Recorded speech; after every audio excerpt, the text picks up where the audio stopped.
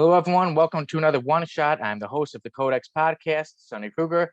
And with me is my special guest today is one of my favorite comic book writers, Ron Marz. Hey, Sonny. Thanks for having me. Hey, glad to have you on.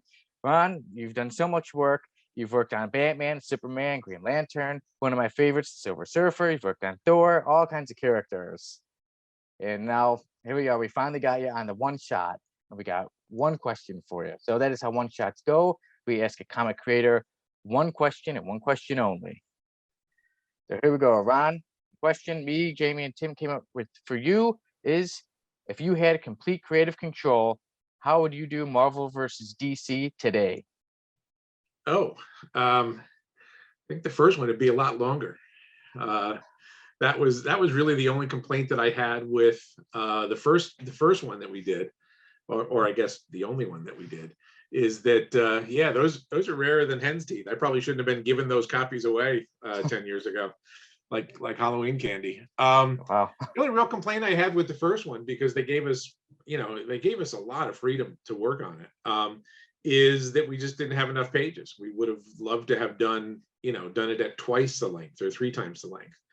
So I think if it came out now, one of the biggest differences would be, it would be a series of miniseries or a series of prestige volumes and a lot more pages. Stories just take longer now anyway.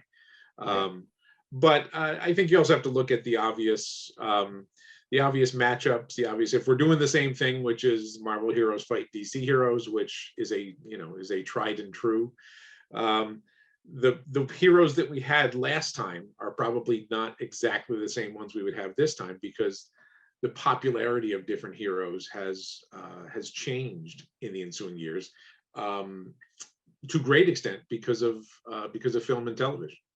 I think Iron Man got into 1 or 2 panels in the original because Iron Man was just kind of a C-list character at the time.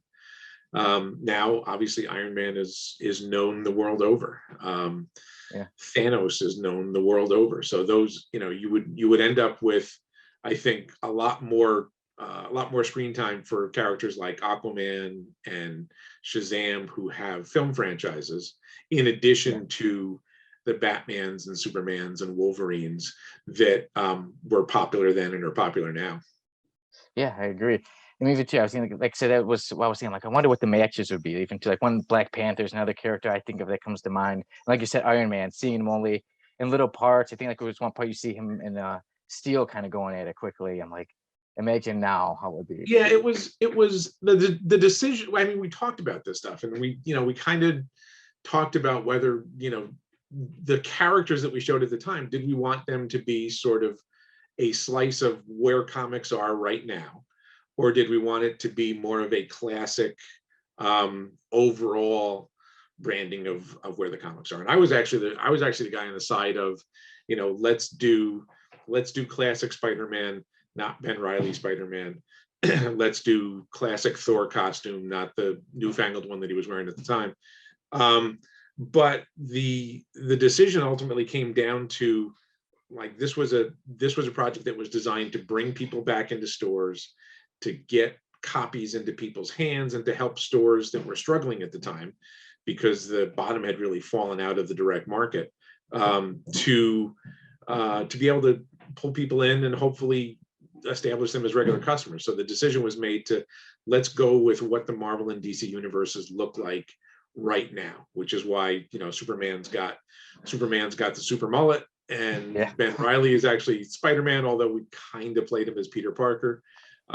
So the decision was to really, we'll show you a slice of what both universes look right now, rather than more of the classic overall idea.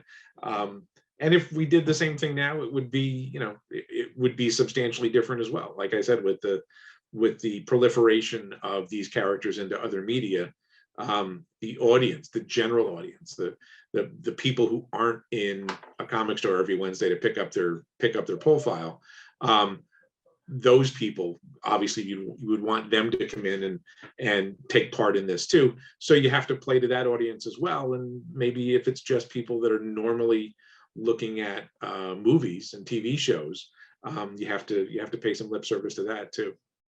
Yeah, because even the original had some of the huge fights of characters that are still super popular, that will always be popular. Like I said, Superman versus the Hulk, Batman versus Captain America, and then new one would probably have some, like I said, some different characters who have become more popular over the Yeah, years. I mean, those were the evergreens, and those I think are still the ones you would see. But like you said, you would see Black Panther, you would see Deadpool, you would see Harley yeah.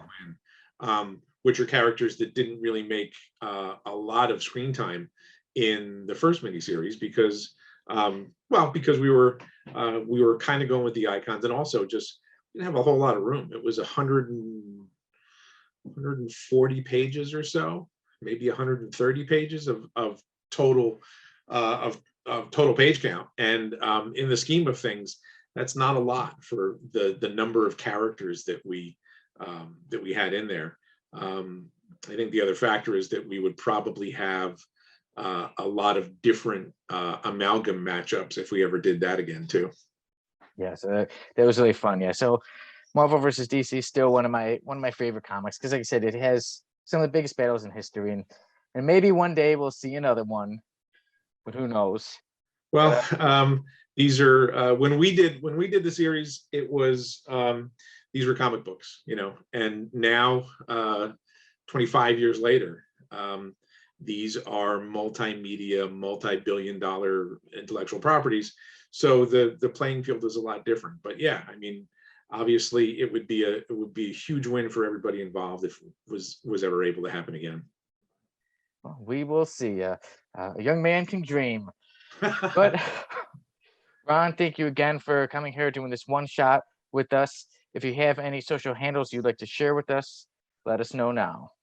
Just very simple ones. I am at Ron Marz, no spaces, on Twitter, and my website is ronmarz.com, which will, in the next few weeks, be refurbished and relaunched. So, and hopefully, we'll have a store and appearance calendar and all that good stuff that you're supposed to have on your website. So, give me a few weeks, we'll get that up and running too. Cool. And let me know. We will have it in the comments below so everyone can check that out. And then I am Sonny Kruger from Codex. Once again, this is Ron Marz, and this was our one shot.